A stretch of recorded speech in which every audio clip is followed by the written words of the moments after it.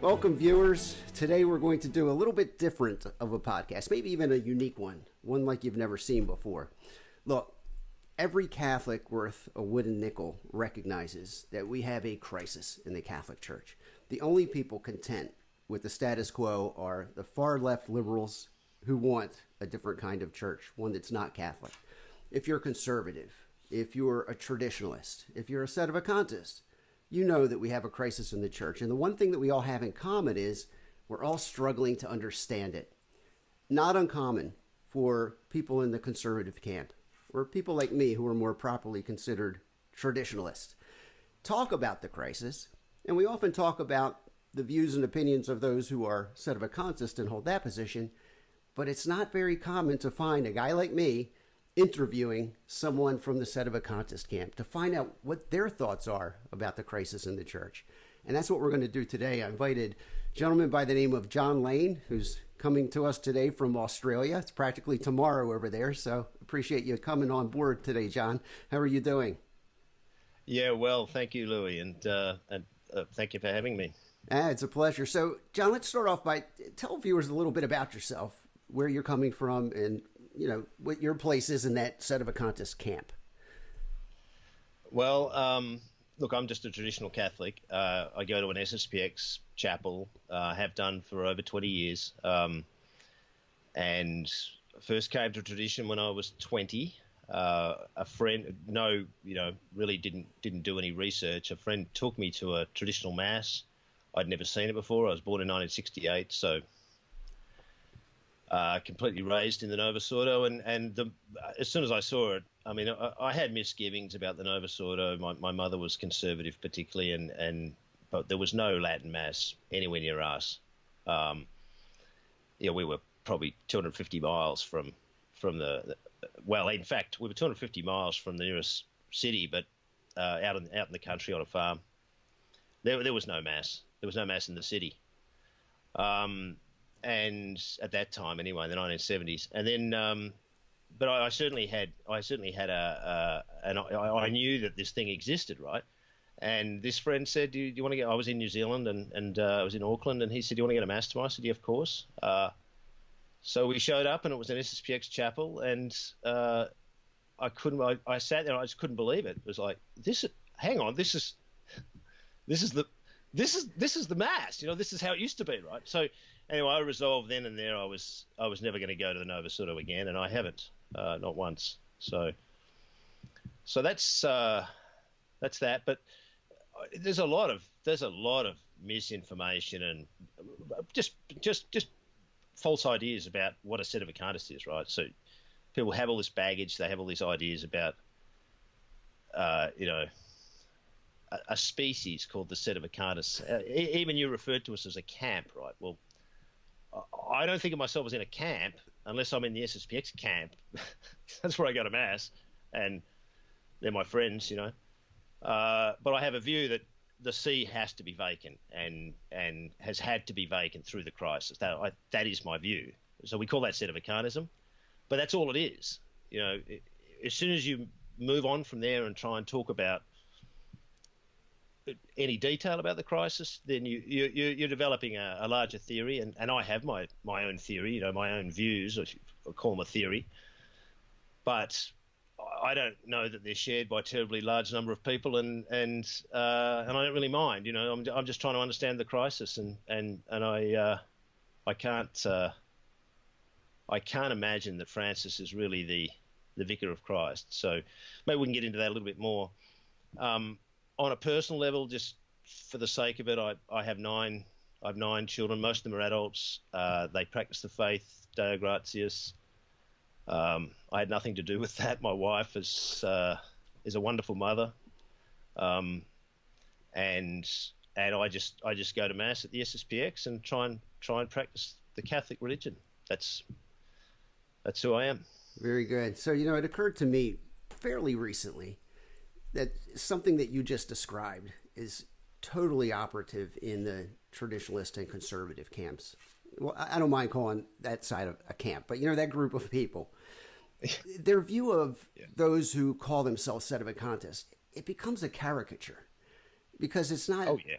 it's real uncommon to have a conversation with someone who actually holds that particular view and to find out what they truly think. And so that's why I'm grateful for you coming today. Just so any new viewer might know, I'm not a sedevacantist. I've taken more than a few bullets for taking the position that this Francis person is an anti-pope, because he's made it perfectly clear that he's severed himself from the body of the church if ever he was attached to it. So for that reason, I think he's, without any question, an anti-pope, not a Catholic, certainly not the head of the church. Beyond that, though, looking back at the post-conciliar claimants to the papacy, I really haven't formed an opinion about it. But one thing I can confess to is that I accepted the caricature of what's called sedevacantism. And I haven't spent nearly enough time looking at their direct view. So I want to get that from you. And let's start with this.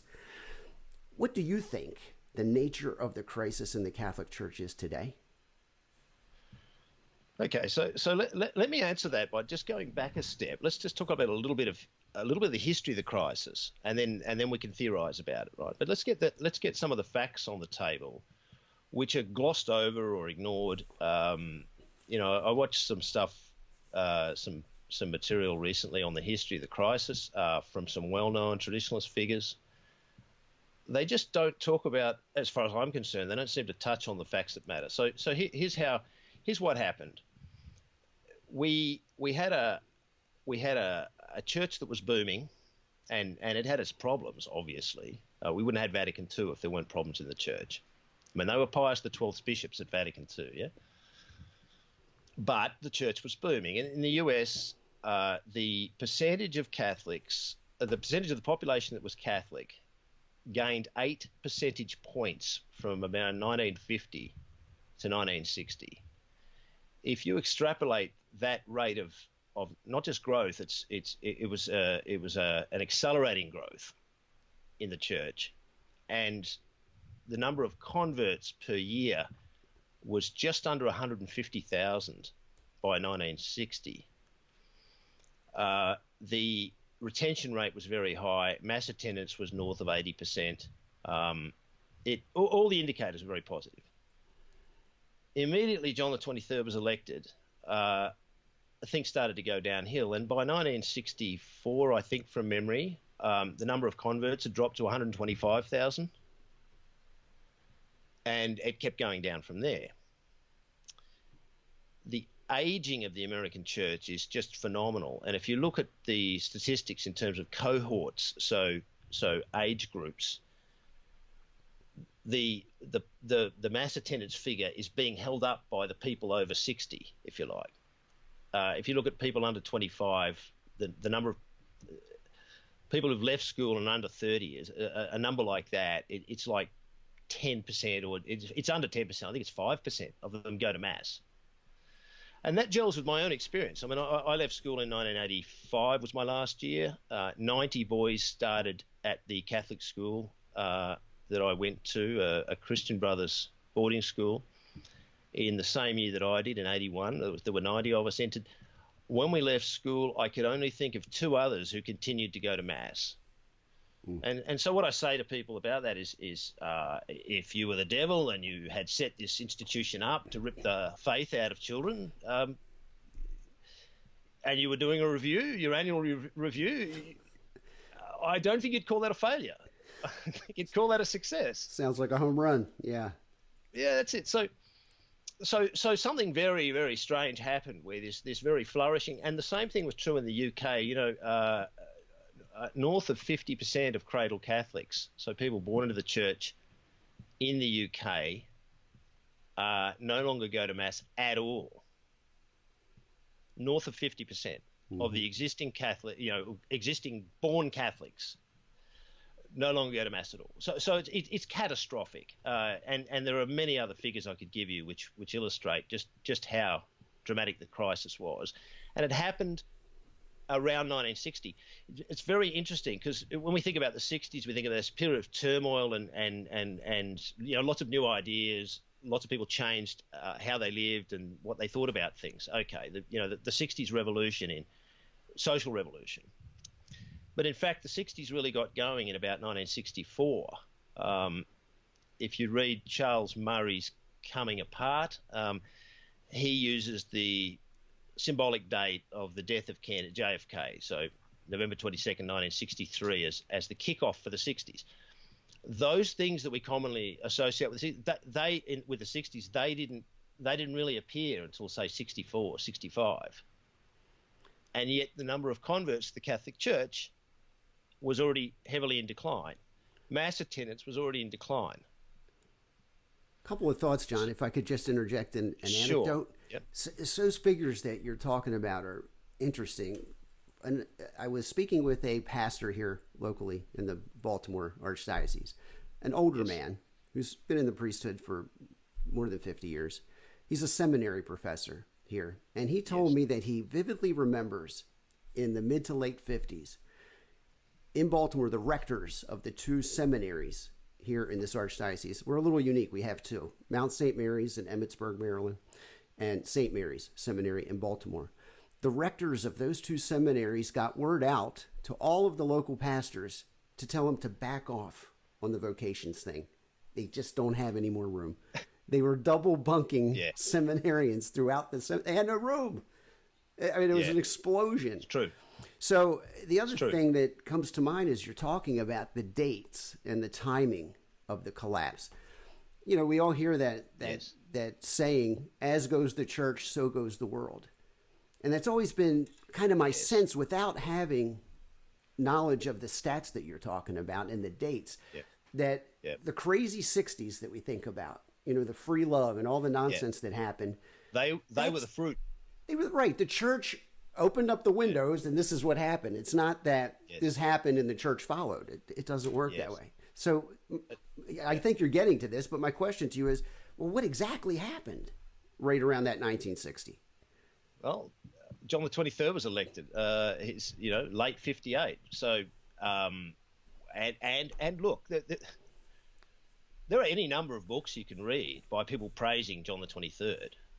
Written in, I mean, I was reading one today. It's published in 1965. So it must have been written in the 12 months after he died.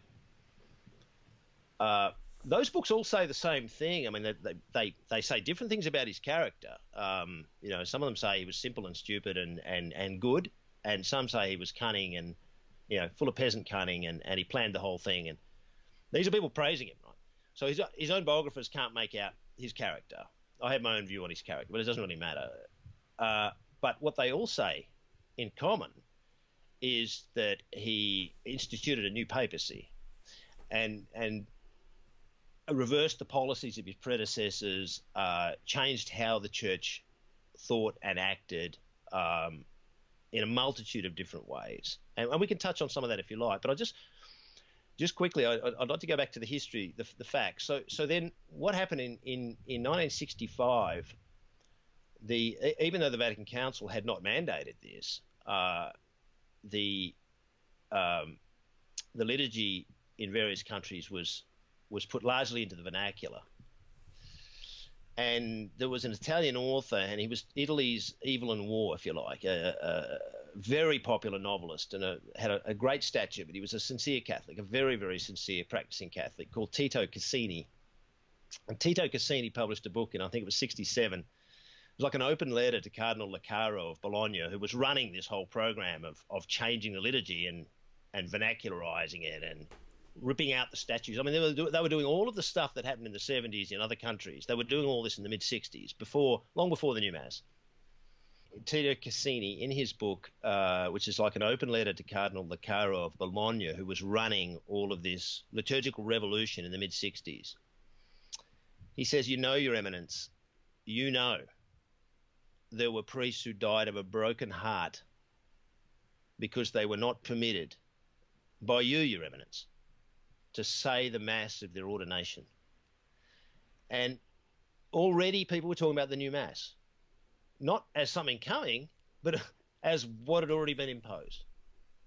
This did lead to some Catholics continuing, there would be priests who could get permission from their bishop just to stick with the Latin, and they did, but they'd only be permitted to do it in a side chapel or in a crypt. In one case, Cassini describes this priest who's got permission to say mass, but only when no one can see it in the crypt. And some lay people heard about it, and they asked if they could come, and he said yes. And then Cassandra says, and there you have them creeping in like the catacombs, so they can just hear mass in Latin, which is what they were raised with, and it's just been brutally taken away. And amidst all this talk about giving the people what they want, but if they want the wrong thing, they can't have it. Right. So that was that, but there was no traditionalist. I mean, I hate the term movement. There's no traditionalist movement anyway. I mean, maybe there is amongst the political types, your Chris Ferraras and people like that. They talk about a movement, and they think of themselves as a political movement. But the SSPX milieu does not talk about being part of a movement. The SSPX is not a political organisation. It exists to form priests who will bring the Mass and the sacraments in their traditional rites to the faithful who ask for them. That's what the SSPX is for. Right? There's nothing political about it. It's a apolitical organisation. And I think the traditionalist milieu is the term I like because it avoids that idea, was never political. And how it was formed was from the new Mass. So there were people who were objecting to the heresies coming out, and heresy was rampant in the 60s, right? And nothing was done about it. So people say, what are the heresies of Vatican II? What were the heresies in being spread all over the church in the 60s? Look at the Dutch Catechism, 67, I think. It's packed with heresy. And this is being then translated into multiple languages and published all over the world. And so there were people reacting to that, including my father-in-law, Patrick Henry Omler, who was writing articles delineating the nature of the errors and saying there were errors and giving the teaching of the church in opposition to that. Father Lawrence Bray, and he was writing in the Wanderer, as it was then, before the Remnant was founded. Various writers, but there wasn't a traditionalist milieu. What formed the traditionalist milieu was the new Mass. When the new Mass came out, the old Mass was banned, and including vernacularized versions of the old Mass, the 65 changes, etc. That was all. You just weren't allowed to have the Tridentine Mass, and some priests couldn't, in conscience, accept that they weren't allowed to say that the Mass of their ordination, and some of them got permission to do it, but only if they retired. There was a lot of administrative brutality. There was a lot of really tyranny and it was all done with administrative means. So I don't think there was a single case where a priest was charged with refusing to offer the new Mass and then tried in any canonical process, not even at the diocesan level. It was all done with a tyrannical administrative bureaucratic process, right? So people retired early. They were shoved off to a country parish where they had, two old ladies and a dog as their parishioners.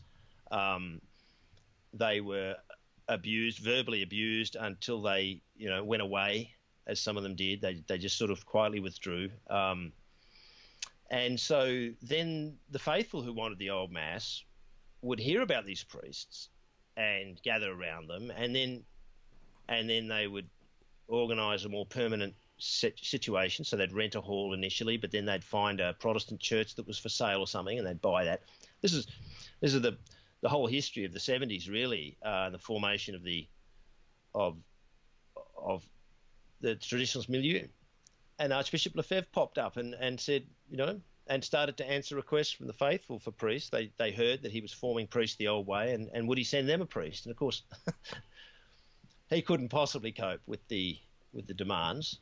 Now, the reason I wanted to go through those, so that's where we got our traditionalist chapels. They were set up entirely without reference to the local ordinary. They were set up without reference to Rome. They were, in any other circumstance you could imagine, they'd be just schismatic chapels, altar against altar. And that's what the modernists said. They said altar against altar. And of course, I wasn't there, but replied, well, altar against table, actually. And I would challenge anybody just with the bare facts as I've described them. And, if I've got the facts wrong, let someone say, how it's substantially different from what I've said. But I would challenge anybody to say what fault the traditionalists committed. Well, John, it seems to me, and I think you would agree, you're saying there's no traditionalist movement. The reality is those who are of tradition simply stayed Catholic. Yeah. Everyone else departed from the faith while traditionalists stayed put in the bosom of Holy Mother Church, correct? Yes. The only hesitation I have in agreeing with that, I mean, that's yes, that's true, what you just said. The asterisk that I would put next to that is it the people who went along with it were mostly, nearly all, fine Catholics. Sure, they were misled. They were, and they looked at people who were saying, I'm sorry, but I can't go to that mass. I'm going to stick with the old one. And they said, well, that's disobedient. And they were told it was disobedience by the bishops and the priests, right? Sure. That was what was put out there, was those people are disobedient. But it was the opposite. The traditionalists weren't disobedient. They were obedient. And very interestingly, even on a canonical basis, on the hypothesis that Paul VI was Pope and he validly promulgated the new Mass, Benedict XVI came out in, what was it, 06, with his motu proprio. 07, I believe, yeah. 07, yep. And said what other canonists had said anyway back in the 80s, Count Neri Caponi and other canonists had examined the question just purely from a question of law and said, no, the old Mass has never been abrogated. So, in fact, the law relating to the Mass had not been changed by Paul VI from a purely legal point of view, and therefore the people who were obeying were the priests who didn't feel that they had permission. The law hadn't changed, so they were required to keep using the Tridentine Missal, as it says in Quo Primum Tempore of St. Pius V. So this was these people weren't disobedient. They weren't schismatic. They weren't wanting to physically separate from other people. The moral movement was all on the other side. These people hadn't moved at all. They were stationary, and everybody around them ran off in all directions. So I think that's the true picture. But in any case, I'm saying I don't think there's any fault on the traditionalist side, really. And occasionally we've been provoked. Traditionalists have been provoked into saying certain things, but that might have been provocative, considered aggressive. But what is that against suppressing the Mass of all time and brutally treating the priests who tried to preserve it? A few words against these actions, it does my head in when you hear this type of thing. But it's a very common view. Like it's the common view that traditionalists, they're radical and disobedient. We're not radical. We're stable. we're garden variety Catholics. Who don't like all this new stuff. So that's that. So let's look at the theory. That I would say what I've just described is a schism. When they call us schismatics, the truth that's in that is there is a schism, but actually they're the schismatics. And I'm not saying everybody caught up in the Novus Ordo is a schismatic, of course, but the people who fomented it were schismatics. Paul VI was a schismatic. He was a heretic too, but we can get back to that later. But he was a schismatic. If you look at the history of the church, there's nothing like it. Look at the Greek schism, for example, the most famous schism, and it did not touch the lives of the ordinary faithful. If you were going to Mass in your village in Greece or anywhere in the East, your priest didn't change anything when one Sunday the Greek church had split. It didn't touch anybody's lives. And yet there was a schism. And again, the church doesn't say that everybody in those village churches became a schismatic overnight, or even to this day that they're all guilty of any sin, right? But those churches are not part of the Catholic Church, and those people are outside the church. Yeah. Otherwise, the church has no unity. Yeah. So the same thing happened with Paul VI. In my view, he cut off, and it wasn't the whole church; it was the Latin Rite. By imposing the new Mass in the West, he cut himself off, and anybody who followed him effectively entered into his schism. And that's really, if you listen to Archbishop Lefebvre's words on the whole thing, that's what he was saying. You know, the new conciliar church, and anybody who goes along with that instead of sticking with tradition is entering into the schism. So, John, you bring up the idea of authority. I think that's huge. You know, I was having a conversation with some good traditional Catholic friends last night, and they're a little bit more to the conservative side than I am. And I was speaking with them about just the master stroke of evil genius that Satan was able to accomplish by getting sincere individuals who truly want to be Catholic and who have this ingrained sense that they're to be childlike and they should follow the dictates of their superiors and their pastors and listen to the voice of Holy Mother Church and docilely follow. And many of them did that following this authority right out of the Catholic Church without even knowing it. And so, as you allude, subjectively, our Lord will figure out, you know, where they stand. He alone can read their hearts. But I'm sure there's many, the overwhelming majority of these sincere Catholics, they truly felt like they were following their Holy Mother when truly they were walking away from her. So this brings me to a question that's probably going to take more time to treat than we'll give it today, but where is that authority for the Latin Rite Catholic today who genuinely wants to be docile and just to be led as a child by its Holy Mother? Where is it? Well, it's actually obvious when you think about it. But you need to understand how church authority works, really. Let's put aside any preconceptions. You know, we talk about being obedient Catholics. People just say, you know, obey your priest, obey your bishop, obey the Pope. You know, but what does that entail? And forget Vatican II. I'm saying go before Vatican II. What did it entail to obey the church for a layman, particularly? A priest is in a slightly different situation, but a lot of this applies to him too. It meant following the law, obeying the law. It meant not getting married in the forbidden period, not eating meat on Friday, and going to Mass on Sundays and holy days. Going to confession before going to communion. Not, you know, that's not a strict.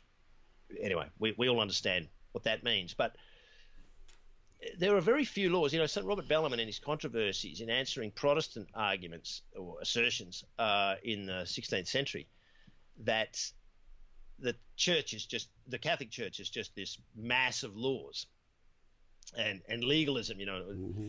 Bellarmine says, well, I've been through the canon law of the church, and I can only find, I think he says 6 laws that apply to every Christian. 6. Interesting. Yeah. And, you know, so that's how we obey the church. We obey the law of the church, right? And within that, we're free.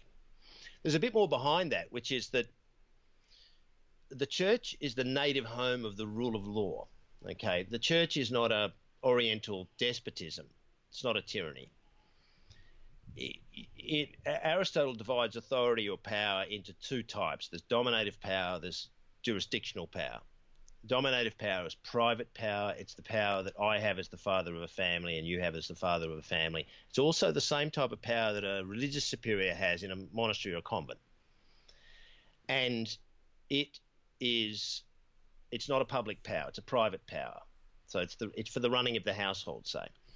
And it entails you to give an order to your son to do something specific, like go and get me a beer from the fridge. You literally could, you shouldn't, but you could literally impose that under pain of sin, right? My father imposed that on me, by the way. I can't tell you how many beers I grabbed from my father. We all had that experience, right? But yeah. I don't think too many of us would have had a father who would have said, you know, and if you don't, it's a sin, you know. But of course, obedience in that sense is what we normally think of as obedience. Actually, we think of religious obedience or the obedience of children to their parents, to that authority.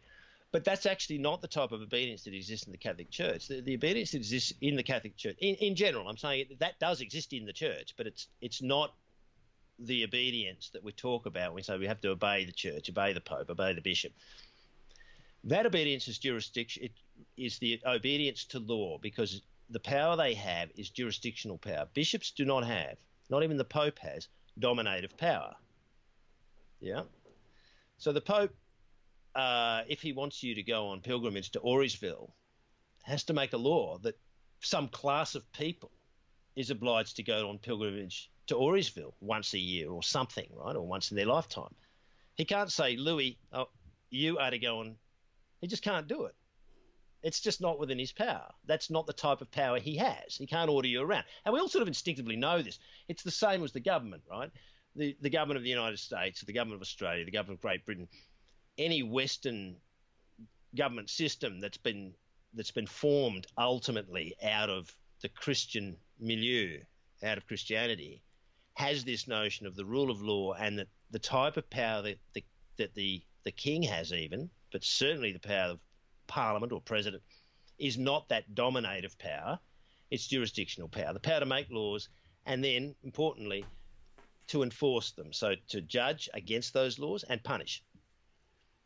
So coming back to your question, I'd say that traditional Catholics are subject to the Catholic Church exactly how someone in 1955 was, which is that we do our best to obey the law of the Church as it's known to us.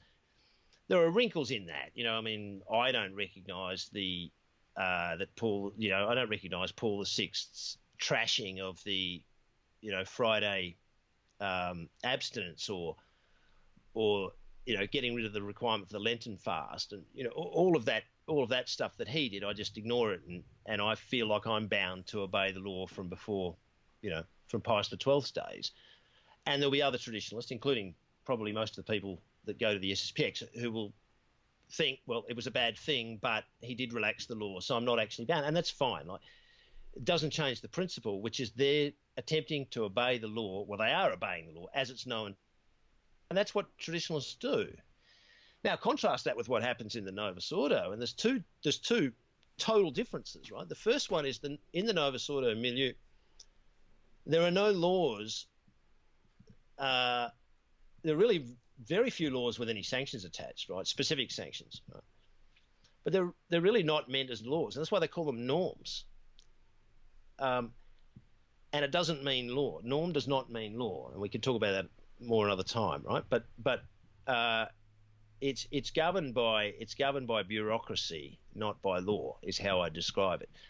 And secondly, the people in the Novus Ordo who've been trained up in it don't expect to be able to appeal to law and to feel safe under the umbrella of the rule of law. That is not how it runs, right? It's a tyranny. And if you have any of your own ideas, you sort of live a terrified life because you don't know when you will just get crushed. Look at the Franciscan Friars of the Immaculate, right? They are consulting the 83 Code. They think that's law and it'll be enforced and, respected. And they just get administratively, bureaucratically, tyrannically crushed and ripped apart by Francis. And people just complain about it. And people who are opposed to that complain about it. But there's nothing you can do. But that isn't the case in the Catholic Church. That wasn't the case before Vatican II. You could appeal to, if you needed to, all the way to Rome, and you'd get a hearing. And the law would be applied to the question, and you might be right, and you would get redress. Anyway, I'm really going on. But so how is it true that traditional Catholics are subject to the Church in the sense of, how do we obey? We obey by not going along with the revolution against the Mass and sticking with the Mass that quo primum tempore mandates, and about which the law has not changed, even if Paul VI was Pope. We obey all of the rest of the laws that apply to the laity, like going to Mass on Sundays and holidays and not eating meat on Fridays if we we think that's still the law, et cetera, et cetera, et cetera. So I think, again, I mean, it's obvious if you know any traditionalists that their spirit is one of obedience. They're docile. They're not a bunch of wildcats. Go and stand in the back of a traditionalist chapel and just look at how the people are behaving. They're a bunch of sheep. Yeah, it's what beautiful. we're supposed to be. Yeah, it's awesome. It's beautiful, right? So you bring up an important thing, like you're talking about the proper exercise of authority in the Catholic Church. Yes. It seems to me that the thing that is missing totally, certainly in the Novus Ordo world, but also in the traditional world, meaning the authentic Catholic world today. Yes. It's the idea of enforcement. So you don't have enforcement. And when you were talking about that, what came to mind for me, as you may or may not know about me, I got started in having a public voice in this Catholic conversation by writing study guides focused on the documents of the Second Vatican Council. And at the time, I was all in. I believed everything John Paul II said. God help me, but grace prevailed, and I started to see these things for what they were. But I recall delving deeply into the opening address that John the 23rd delivered to the assembly. Yes. And he talked about this medicine of mercy thing. And that mindset has crept in. So, and here we are, John. Like, I think you and I obviously agree on that, but my question to where I'm personally a little perplexed, and I think a lot of people where I am in tradition and those on the conservative side would have the same question. Where is that enforcement? Where is that authority that can act as a true father for the wayward Catholic who really wants to obey?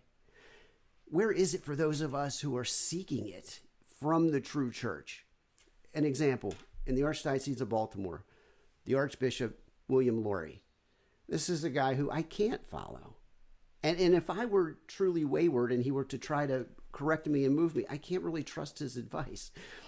You know what I mean? So where do we find the exercise of authentic authority and enforcement in the true Catholic Church? Where is it today? You see, this revolution, even though it's affected the whole church, more or less, but more or less means there's less too, right? Well, the less is in the East.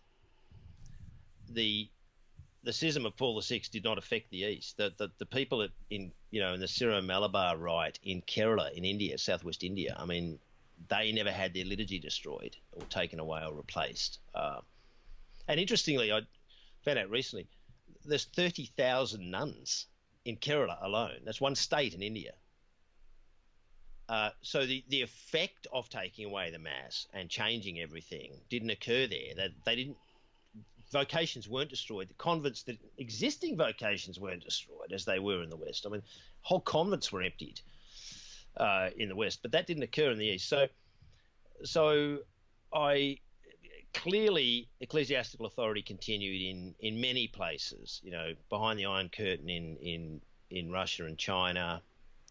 Obviously, that's changed. That political situation's changed, and therefore there's more liberty. And the Vatican was actually able to get its reforms into China, and for the first time in the 80s. They just had the Tridentine Mass until sometime in the mid or late 80s. I can't remember now the dates, but very interesting. So places that have, the Maronite Rite or one of the other Oriental rites, where the liturgy wasn't destroyed and the schism didn't occur. Now, I'm not saying that all those men that are called bishops in the East are all bishops of the Catholic Church still, because I am aware of some of them being spectacularly heretical, but that's that. So if you're asking in the theoretical question of does authority still exist in the Church in the concrete? Is it still being exercised by somebody somewhere? I would think if you wanted to find those people that are still exercising authority in that way, you'd look east. In the Latin Rite, I mean, Bishop de Castro Mayer in the only who did not introduce the new Mass, and everywhere else it was even if it was done reluctantly and probably quite respectfully in many ways. But, Cardinal Siri in Genoa comes to mind. People like that were personally quite orthodox and went along with it out of obedience. It destroyed the church, and it certainly, if not immediately, at some point it destroyed the authority of the men who were imposing these reforms. So I don't think you, as a Catholic, in the Novus Ordo, you can't obey the bishop. Well, if you just go along with it all, you can, but you can't go along with it. So that's not true obedience. It's contrary to it's contrary to divine law, some of the things that happen. So, no, I think we're in a terrible situation in that sense. But I say, if you go back to the pre-Vatican II era, what did the bishop do that involved exercising authority over you?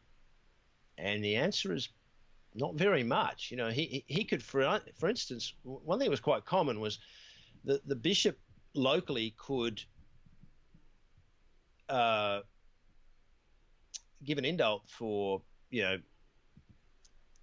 the feast of a feast that was a universal feast. You'd say, look, it's not a day of obligation in my diocese, and that was quite common. So that was one aspect of the law that was really just the local bishop. Another one was that the bishop appointed the priest, the pastor, to the parish. So a parish is a canonical concept. It's geographic, and the priest that's appointed there is the pastor. That's another canonical term. And he has, he doesn't have any jurisdiction in the external forum, but he's got faculties for confession, etc. So jurisdiction in the internal forum. And so you're obeying the bishop in a sense, by going to mass at least at a parish that he has established canonically and appointed a pastor for. But if you think about it, there are only instructions coming from the bishop that you have to follow in practice. You know what I mean? There's some doctrinal instruction from the bishop. But again, that doctrinal instruction by the bishop is meant to be the faith. So, John, you're getting at the heart of where I wanted to take this thing. So it seems to me that for the sincere Latin Rite Catholic, let's set aside the East for now, because you and I are Latin Roman Rite Catholics, who's looking for that enforcement amid all of the doctrinal and liturgical bedlam that's taking place around us. So for the sincere individual who truly wants to follow Holy Mother Church wherever she may lead, and is looking for that authority to enforce the faith upon the faithful for their own good, seems to me that it's very difficult to find. And I increasingly find myself in this day and age talking about the idea that the thing that seems to be missing is that Holy Father, who, if you follow the chain of command, you have a bishop who's not enforcing. Where do you go? You go to Rome. Ultimately, you're going to end up where? At the Holy Father, the head of our household, who's going to make sure that the faith is taught and preached and believed, and he's going to enforce to the extent that he must to make that happen. So I think this is a good place for us to hop off and cue up our next conversation, which I hope you'll indulge me with, because I think now the conversation might shift toward having you explain a little bit to us. I have lots of questions that hopefully you'll answer for me and my viewers about the sedevacantists position and how it answers some of the bigger questions before us. Like me personally today, I see Francis as a man who's not a member of the body of the church, never mind the visible head of this body. So it makes sense to me that there's doctrinal bedlam. But I want to hear from you in our next episode how sedevacantism at least attempts to answer these big questions that all of us have about the state of the church today. So with that, John, thank you for joining me today. I greatly appreciate it. Looking forward to doing it again. Thank you, Louie. It's my honor, and I'm at your service. If you I'm an untrained layman, a farmer's son. I have no degree. I'm not an expert. I'm just someone who's been obsessed, really, probably by the crisis in the church, and and I've done a lot of thinking about it. So if that can help anybody, I'm more than willing to share that. But that's that's all I can do. I appreciate that a lot, and I think one of the things that I'm certain came out to viewers today is, look, we may not agree on the answers to these conundrums that we're looking at, but we're all brothers in arms here. We all know there's a problem, and we're all desperately seeking to get our hands around it. Yeah, look, I'll add one last thing. I have heard many times from traditionalist priests, non-sedevacantists, traditionalist priests, John, I think you're crazy, but you're definitely right that there's no pope actually governing in Rome. Yeah. So, I mean, we all have to agree with that.